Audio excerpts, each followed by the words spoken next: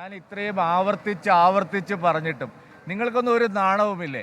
ആരെങ്കിലും എഴുതി ഫോർവേഡ് ചെയ്യുന്ന മെസ്സേജ് പത്രത്താളുകളിലും ചാനലുകളിലും അടിച്ചുവിടാൻ നിങ്ങളൊക്കെ ഒരു എത്തിക്സിൻ്റെ ഒരു അംശം പോലും നിങ്ങൾക്കില്ല. നിങ്ങളെ കാണുന്നതേ കേരള സമൂഹത്തിന് അലർജിയാണ്. അത്ര അരോചകമാണ് മാധ്യമങ്ങളുടെ കേരളത്തിലെ പ്രവർത്തനം. നിങ്ങളൊന്ന് മര്യാദയ്ക്ക് നന്നായി നടക്കാൻ ശ്രമിച്ചില്ലെങ്കിൽ നിങ്ങൾക്ക് തന്നെ വലിയ വിനാശം ഉണ്ടാവും. കേരളത്തിലെ മാധ്യമങ്ങളുടെ വിശ്വാസ്യത സമ്പൂർണ്ണമായിട്ട് തകരും. മാത്രമല്ല, ഒരടിസ്ഥാനവുമില്ലാത്ത കാര്യങ്ങളാണ് നിങ്ങൾ പറഞ്ഞുകൊണ്ടിരിക്കുന്നത്. നിങ്ങളെ ഈ വാട്സപ്പിൽ ആരെങ്കിലും അയച്ചു തരുന്നത് അതേപോലെ അച്ചടിച്ച് വിടാൻ നിങ്ങളൊക്കെ എന്തൊരു മാധ്യമ പ്രവർത്തകരാണ്. ഞാൻ പറഞ്ഞല്ലോ, ചോദിച്ചു തന്നെയാണ് മറുപടി.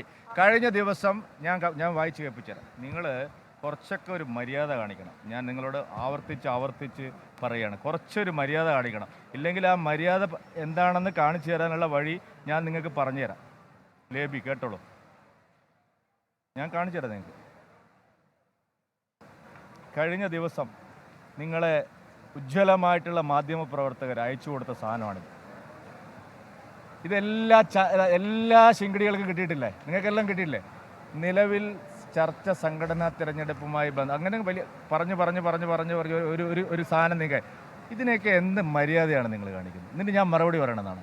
നിങ്ങളെയൊക്കെ കൈകാര്യം ചെയ്യുമെന്ന് ഞാൻ പറഞ്ഞത്. ഇനിയുള്ള ദിവസങ്ങളിൽ നിങ്ങളെ ഓഫീസിലേക്ക് ഞങ്ങൾ നേരെ വരും, ചോദിക്കാൻ തന്നെയാണ്. കള്ള വാർത്തകൾ, പ്ലാൻ ചെയ്ത വാർത്തകൾ കൊടുത്താൽ ആ പത്രത്തിൻ്റെ ഓഫീസിൽ നേരെ വന്ന് ഞങ്ങൾ ചോദിക്കും. ഞങ്ങൾക്ക് അതിനുള്ള അവകാശമുണ്ട്.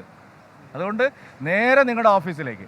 ഇന്നിപ്പോൾ ദീപു രവി എന്ന് പറഞ്ഞ ഒരുത്തൻ കൊല്ലത്തുനിന്ന് ഒരു വാർത്ത കൊടുത്തിട്ടുണ്ട്, മാതൃഭൂമി. ഞാൻ നേരെ ഇപ്പോൾ മാതൃഭൂമിയിൽ പോയിട്ട് അന്വേഷിക്കുക. കോഴിക്കോട് ചെന്ന് മാതൃഭൂമി പത്രം സ്വാതന്ത്ര്യ സമരത്തോളം ചരിത്രമുള്ള ഒരു പത്രമാണ്.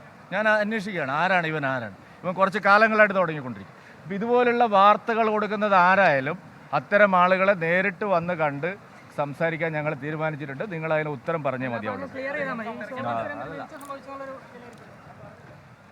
കെ സുരേന്ദ്രൻ വീണ്ടും മാധ്യമങ്ങൾക്ക് ഗുരുതരമായ വിമർശനം ഉന്നയിക്കുകയാണ്. കൈകാര്യം ചെയ്യുമെന്ന് പറഞ്ഞത് കള്ളവാർത്ത നൽകുന്ന മാധ്യമങ്ങളുടെ ഓഫീസിലേക്ക് നേരിട്ട് ചെന്ന് കാര്യങ്ങൾ അന്വേഷിക്കും എന്നുള്ള തരത്തിലേക്കാണ് എന്നതാണ്. ഇന്നും ഇപ്പോൾ രൂക്ഷ വിമർശനമാണ് അദ്ദേഹം മാധ്യമങ്ങൾക്കെതിരെ ഉന്നയിക്കുന്നത്.